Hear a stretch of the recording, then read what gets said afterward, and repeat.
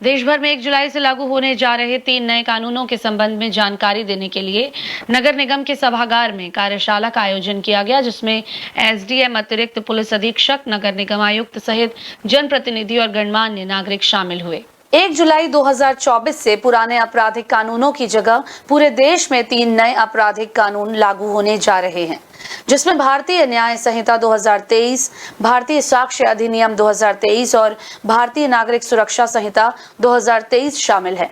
इन नए कानून की जानकारी देने के लिए राजनांदगांव नगर निगम सभागृह में एक कार्यशाला का आयोजन किया गया, जिसमें राजनांदगांव एसडीएम अतुल विश्वकर्मा, अतिरिक्त पुलिस अधीक्षक मुकेश ठाकुर, नगर निगम आयुक्त अभिषेक गुप्ता सहित स्थानीय जनप्रतिनिधि और गणमान्य नागरिक शामिल हुए। कार्यशाला के दौरान अतिरिक्त पुलिस अधीक्षक मुकेश ठाकुर ने नए कानून के संबंध में जानकारी दी। इस दौरान उन्होंने बताया कि सीआरपीसी, आईपीसी, साक्ष्य अधिनियम के पुराने कानून नए कानून से बदले जाएंगे। नए कानून के प्रावधान के तहत किसी भी तरह से एफआईआर की जाएगी। नए कानून में कौन सी धाराएं जुड़ी हैं, कौन सी धाराएं हटाई गई हैं, इसकी जानकारी दी गई। वहीं ईएफआईआर के संबंध में भी बताया गया। अतिरिक्त पुलिस अधीक्षक मुकेश ठाकुर ने बताया कि ईएफआईआर विभिन्न इलेक्ट्रॉनिक संचार माध्यमों के जरिए किया जा सकता है। जैसा कि आपको विदित है कि 1 जुलाई से पुराने जो कानून है हमारे सीआरपीसी, आईपीसी, एविडेंस एक्ट, वो नए कानूनों से रिप्लेस हो जाएंगे बीएनएसएस, डीएनएस द्वारा। इसी के संबंध में परिचर्चा करने के लिए यहाँ पे जनप्रतिनिधिगण, पार्षदगण और नगर निगम के स्टाफ और गणमान्य नागरिक के बीच में चर्चा की गई थी, जिसमें हम नए प्रावधान जो हैं, कैसे एफआईआर ली जाएगी, गिरफ्तारी कैसे की जाएगी, ईएफआईआर के क्या चांसेस होंगे, नए कौन सी धाराएं जुड़ी हैं, कौन सी धाराएं हटी हैं, इसके संबंध में चर्चा की गई थी। माहौल बड़ा सकारात्मक था, काफ़ी सहयोग प्राप्त हुआ। जो इनकी क्वेरीज थी, जितनी हम शांत कर सकते थे वो हमने बताया, और आने वाले समय में हम इसका प्रचार प्रसार और करके ब्लॉक स्तर से थाने स्तर तक ऐसी वर्कशॉप करके और इसकी जागरूकता फैलाएं। वहीं कार्यशाला के दौरान नगर निगम आयुक्त ने कहा कि 1 जुलाई से लागू हो रही भारतीय नागरिक संहिता के प्रचार प्रसार के लिए इस कार्यशाला का आयोजन किया गया है, जिसमें नए कानून के संबंध में जानकारी दी गई।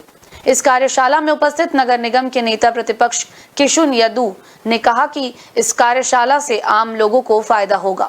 नए कानून को लेकर आम जनता के हितों की जानकारी दी गई है। उन्होंने कहा कि नए कानून से आम जनता को जोड़ने का प्रयास किया गया है।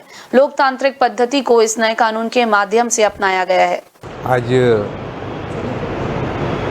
वरिष्ठ कार्यालय के निर्देशों पर 1 जुलाई से लागू हो रही भारतीय नागरिक संहिता के संबंध में प्रचार प्रसार करने, लोगों को जानकारी देने के लिए यहाँ पर एक कार्यशाला आयोजित की गई थी, और इसमें काफ़ी लोग उपस्थित हुए और नए कानून जो सुधार हुए हैं उन सुधारों के संबंध में चर्चा हुई। क्या सुधार हुए हैं उन पर बातें हुई, और काफ़ी लोग यहाँ पर उपस्थित थे। सबको इस बारे में, नए कानून के बारे में जानकारी दी। किस तरह से इस कार्यशाला का फायदा मिलेगा? इस कार्यशाला में लोगों को एक्चुअली कानून की जानकारी बहुत ज़्यादा होती नहीं है। यहाँ पर पुलिस के वरिष्ठ अधिकारी आए थे और उनके द्वारा विभिन्न चीज़ों पर, जैसे एफआईआर, समन कैसे किया जाएगा, गिरफ्तारी के समय उनके क्या अधिकार होते हैं, और तलाशी या जो अन्य प्रक्रिया होती है पुलिस की, उस दौरान किस प्रकार के नियमों का पालन किया जाता है, और नए कानून में किस तरीके से नियमों का पालन किया जाएगा,